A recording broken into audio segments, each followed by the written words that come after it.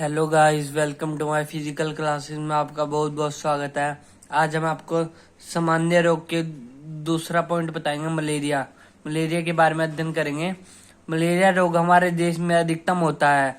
यह रोग वर्षा ऋतु में होता है क्योंकि वर्षा होने से अधिकतर पानी निचले इलाके या गड्ढों में बढ़ जाता है, जिसके कारण वहां पर मच्छर अधिक लगते हैं।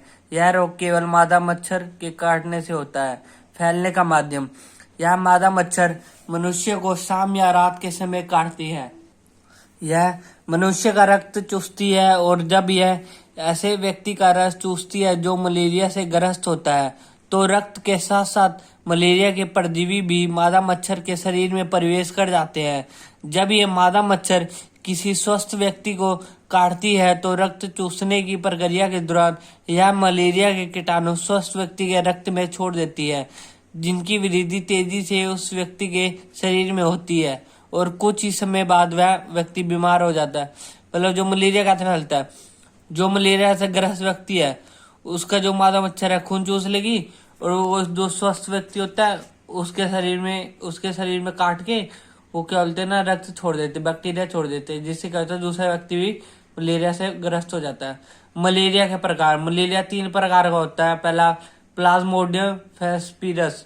इस प्रकार का मलेरिया ज्वर 48 घंटे के बाद होता रहता है। यदि इसका सही उपचार ना किया जाए तो यह लगभग 1 साल तक चलता है। Second, plasmodium vivax. यदि समय पर इस प्रकार के ज्वर का इलाज ना किया जाए तो यह 3 वर्ष तक रहता है। यह ज्वर भी प्रत्येक 48 घंटे के बाद होता है। Third, Plasmodium malariae. इस प्रकार का ज्वर प्रत्येक 72 घंटे बाद होता है। मलेरिया के लक्षण कैसे पता चलेगा भाई इस व्यक्ति को मलेरिया और? फर्स्ट, ठंड की स्थिति। इस स्थिति में बहुत अधिक ठंड लगती है, यहाँ तक कि रजाई या कंबल से भी कोई लाभ नहीं होता। ऐसी स्थिति में सिर दर्द और उल्टी की शिकायत होती है। सेकेंड, गर्मी की स्थिति।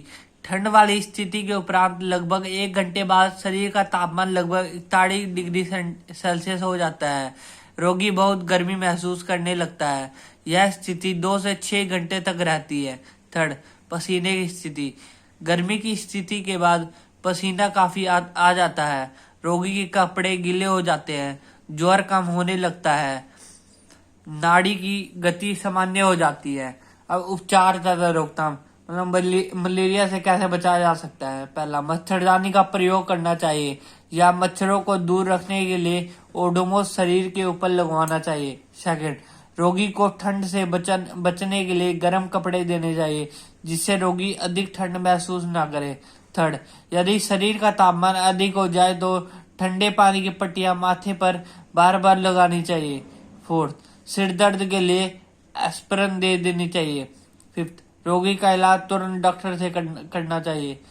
अब हम पढ़ेंगे तीसरी जो डिसीज है, इन्फ्लुएंजा के बारे में अध्ययन करेंगे। ये एक ऐसा रोग है जो तीव्र गति से फैलता है।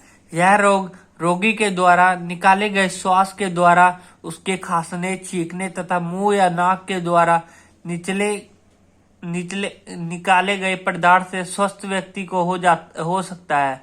यह बीमारी न केवल परिवार तक सीमित रहती है बल्कि पूरे शहर या गांव में फैल जाती है। संक्रमण काल, इसका टाइम पीरियड कितना होता है? इस बीमारी का संक्रमण काल 1 से 2 दिन तक होता है और लगभग 7 दिन तक यह बीमारी रहती है। लक्षण, किस चीज से पता चलेगा भाई व्यक्ति को इन्फ्लुएंजा हुआ है? जिस व्यक्ति को यह रोग हो जाता है उसे ज्वर महसूस होता है।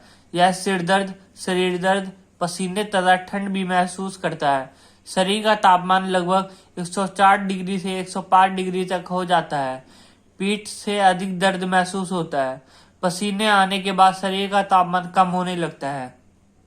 उपचार व रोकथाम, मतलब इन्फ्लुएंजा को कम करने के कौन कौन से उपाय हैं? पहला, रोगी को दूसरे स्वस्थ व्यक्ति से अलग कमरे में रखना चाहिए। सेकंड, रोगी को गर्म बिस्तर देना चाहिए ताकि ठंड से उसको निमोनिया ना हो सके। थर्ड, पीने के लिए उबला हुआ पानी देना चाहिए। फोर्थ, रोगी को पतला भोजन देना चाहिए। फिफ्थ, रोगी के कमरे का तापमान थोड़ा अधिक रहना चाहिए। सिक्स, जब रोगी का तापमान सामान्य हो जाए तो उसको पूर्ण आराम करना चाहिए। बच्चों, जो आज हमने अध्ययन करा है उसको नोट कर लेना। Thank you for watching my video.